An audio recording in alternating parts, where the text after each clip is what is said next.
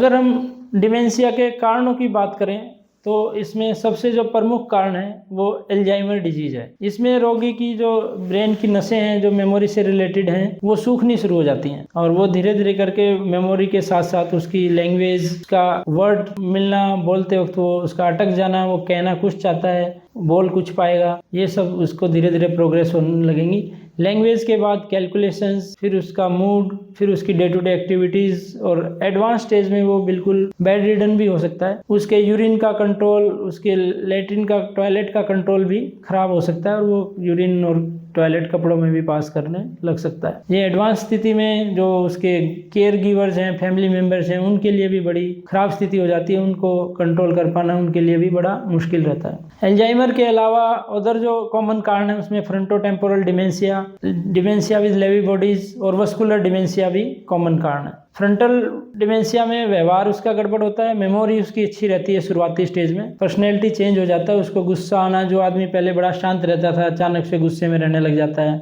उल्टी सीधी हरकतें करने लग जाता है, जबकि मेमोरी उसकी कुछ समय तक प्रिजर्व रहती है। लेटर ऑन जैसे जैसे डिजीज प्रोग्रेस होती है तो मेमोरी भी उसकी इफेक्ट हो जाती है। डिमेंशिया विद लेवी बॉडीज में उसको हेलुसिनेशन होने लगते हैं, पेशेंट को उसको जो चीज़ सामने नहीं है वो दिखाई देने लगती है, वो कहता है कोई है कमरे में, कुछ है, इस तरह की बातें आने के बाद फिर धीरे धीरे मेमोरी और पर्सनैलिटी चेंजेज आ जाते हैं। इसके अलावा जो दूसरा प्रमुख कारण है वो वस्कुलर डिमेंशिया। अगर किसी को डायबिटीज है, शुगर है, बीपी है, कोलेस्ट्रॉल है, मोटापा है, इन सब के कारण उसका खून, जैसे हम देसी भाषा में बोलते हैं कि खून गाढ़ा हो गया, अगर ब्रेन की कोई नस ब्लॉक हो जाती है और वो नस ब्लॉक होने से उसकी ब्रेन की फंक्शनिंग तो इफेक्ट होएगी, तो उससे भी उसकी मेमोरी और व्यवहार, ये सारी चीजें इफेक्ट हो सकती हैं। इस प्रकार जो डिमेंशिया के लक्षण आते हैं उनको हम वस्कुलर डिमेंशिया कह सकते हैं। इनमें सबसे ज्यादा ट्रीटेबल यही है। वस्कुलर डिमेंशिया को हम आगे प्रोग्रेस होने से रोक सकते हैं, उसको ट्रीटमेंट के द्वारा उसके कुछ सिम्टम्स को भी सिम्टोमेटिकली बेटर कर सकते हैं। मरीज को चाहिए कि वो अपना बीपी, शुगर, कोलेस्ट्रॉल सब कंट्रोल रखे, बीच बीच में चेकअप कराता रहे।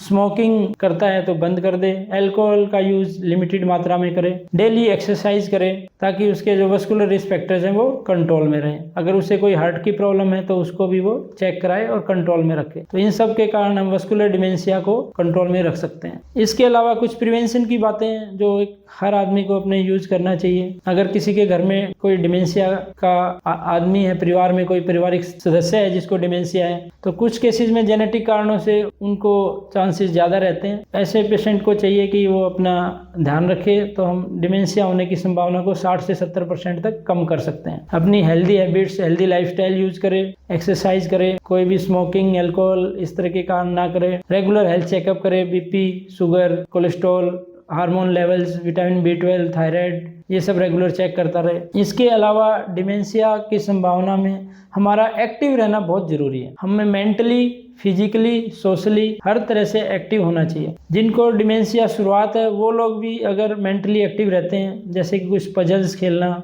सुडोकू खेलना, कैरम या पत्ते खेलना, ताश खेलना, अपने आयु के हिसाब से अपने से दोस्तों में जाके बैठे, उनके साथ कुछ गप मारे, कुछ बातें करें, इन सब से भी ब्रेन एक्टिव रहता है। सोशली एक्टिव रहने से भी हमारा ब्रेन एक्टिव रहता है और डिमेंशिया होने के चांसेस कम हो जाते हैं। ऐसे ही अगर हम फिजिकल एक्सरसाइज करते हैं तो भी हमारे ब्रेन की ब्लड सप्लाई बढ़ती है, उससे भी हमें डिमेंशिया होने की संभावना कम रहती है। इसके अलावा हमें अपने सिर को प्रोटेक्ट करना चाहिए, क्योंकि एक कुछ % केसेस में ट्रोमेटिक डिमेंशिया हो जाता है, जो कि हेड इंजरी या चोट की वजह से ब्रेन डैमेज होता है, उससे हमारी मेमोरी और ब्रेन की फंक्शनिंग इफेक्ट होती है, उसको हम ट्रोमेटिक डिमेंशिया बोलते हैं। तो अगर ड्राइव कर रहे हैं तो हेलमेट लगाएं, सीट बेल्ट लगाएं, अल्कोहल के साथ ड्राइविंग ना करें। इन सब से हम चोट और एक्सीडेंट और हेड इंजरी को प्रिवेंट कर सकते हैं, इससे हम अपने ब्रेन को बचा सकते हैं। तो हमें चाहिए कि अपना शरीर का और ब्रेन का अच्छे से ध्यान रखें ताकि डिमेंशिया और अन्य हेल्थ से रिलेटेड बीमारियों से हम